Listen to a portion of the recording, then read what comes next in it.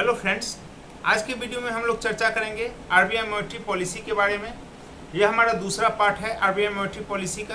पहले पार्ट में हम लोगों ने जाना था आरबीआई के बारे में, मॉनेटरी पॉलिसी के बारे में, मॉनेटरी टूल्स के बारे में, जिसमें CRR, SLR, repo rate, reverse repo के बारे में हम लोगों ने जाना।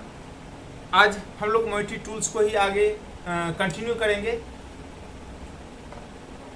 RBI and monetary policy part 2। आज शुरू करते हैं हम लोग। The next tool is bank rate. Bank rate क्या होता है? Commercial banks borrow funds from RBI without lending or selling any securities to RBI is known as bank rate. So in simple word we can say normal lending is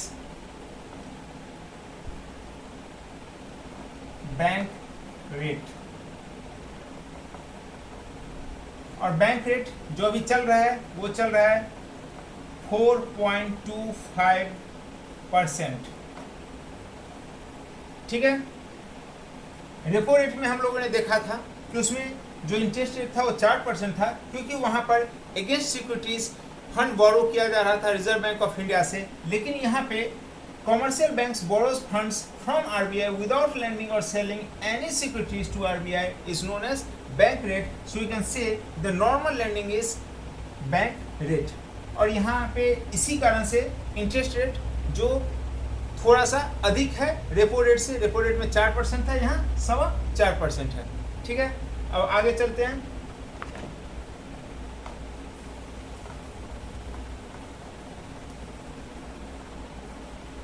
The next is base rate, जो कि अभी चल रहा है 7.4% to 8.8%। ठीक है। ये क्या होता है? It is the minimum interest rate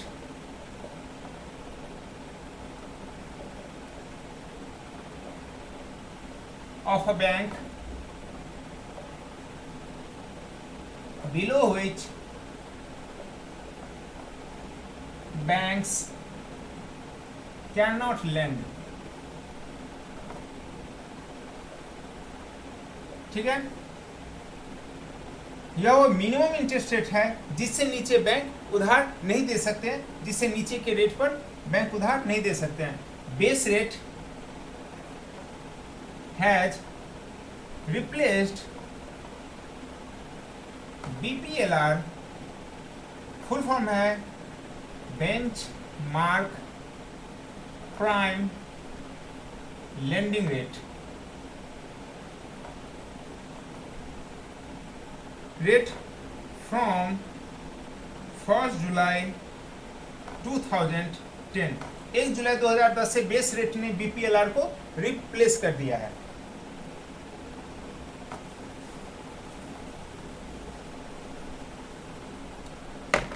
next is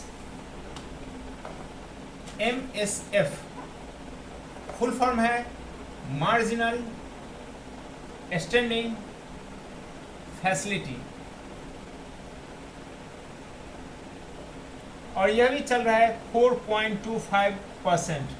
इसमें ओवरनाइट बेसिस पे फंड बोरो किया जाता है रिजर्व बैंक ऑफ इंडिया से। जान लेते क्या होता है। Through MSF commercial banks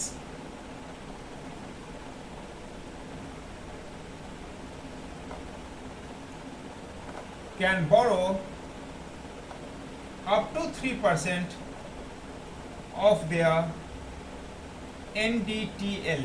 NDTL के बारे में हम लोग आगे जानेंगे इसी वीडियो में। net demand and time liabilities of their NDTL on overnight basis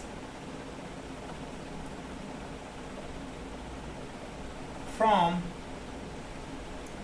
RBI, reserve bank of India से ओवरनाइट बेसिस पे अपने टोटल एनडीटीएल का 3% फंड बोरो कर सकते हैं कॉमर्शियल बैंक्स, ठीक है, through MSF, marginal standing facility के through.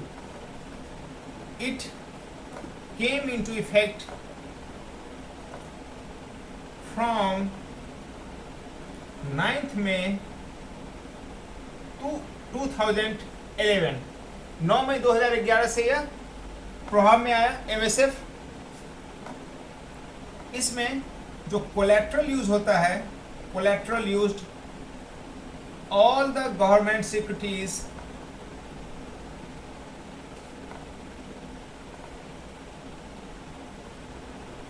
Including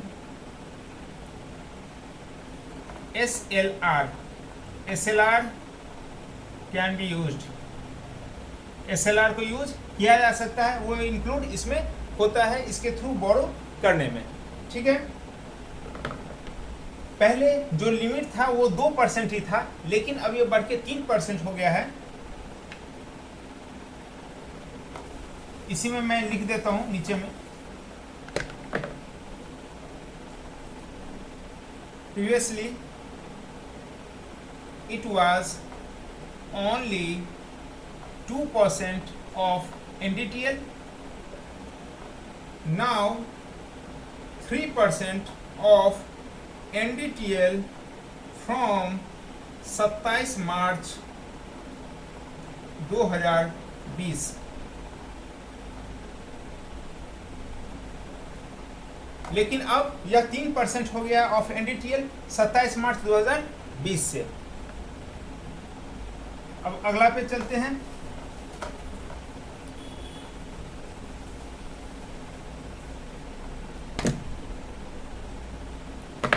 The next is term repo।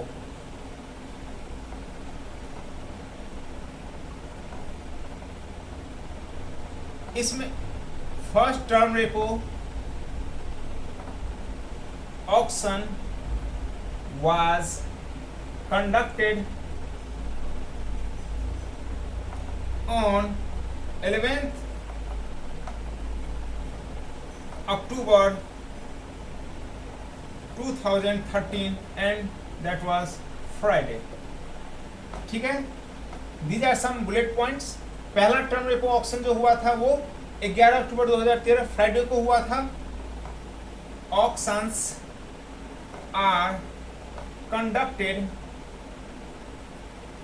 On CBS।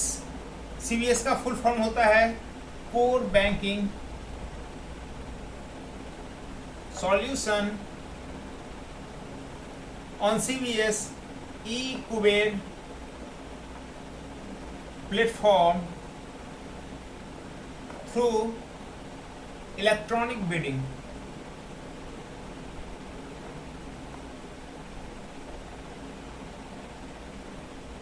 जो अगला क्वेश्चन बन सकता है, पहला क्वेश्चन कि पहला टर्म रेपो ऑक्शन कब कंडक्ट हुआ था, that was on 11th October 2013 on Friday. दूसरा क्वेश्चन जो बनेगा वो कि ऑक्शन किस प्लेटफॉर्म के थ्रू कंडक्ट होते हैं, द आंसर इज eKuber। ठीक है, इसको मैं रफ कर रहा हूं। The third point is through term repo banks can borrow or banks can take loans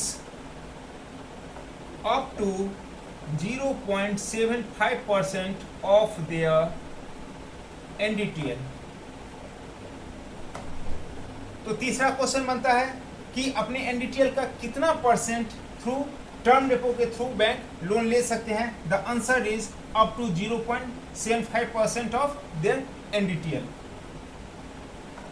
next is banks can not bid at or below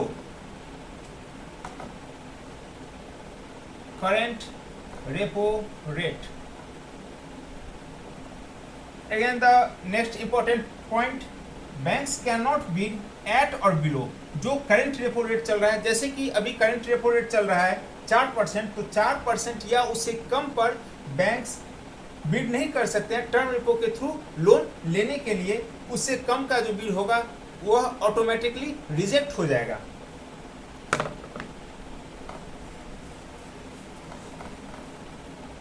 and the next point is there are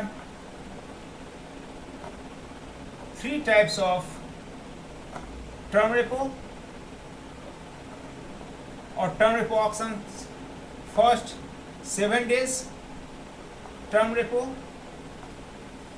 Second is 14 days term repo, and the third is 28 days term repo. ठीक है, यह 3 तरह के term repo conduct किए जाते हैं। तो यह था हमारा टर्म रेपो। अब जान लेते हैं एनडीटीएल के बारे में। इस एनडीटीएल के बारे में जिसका पहले भी चर्चा हो चुका है। What is NDTL? NDTL full form है net demand and time liabilities. नाम से ही क्लियर है, नेट डिमांड में क्या क्या आएगा आपका? करेंट अकाउंट, सेविंग अकाउंट, और टाइम लायबिलिटी में आता है FD, RD, TD, fixed deposit, recurring deposit and term deposit. Net demand क्या होता है? Payable on demand.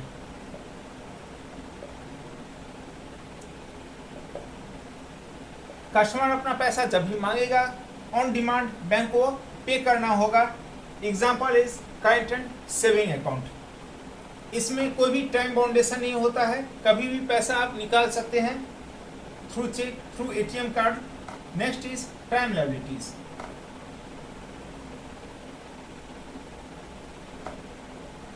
Deposits that have some time boundation,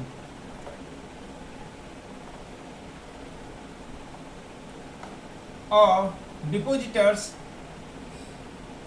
have to wait for its maturity and after maturity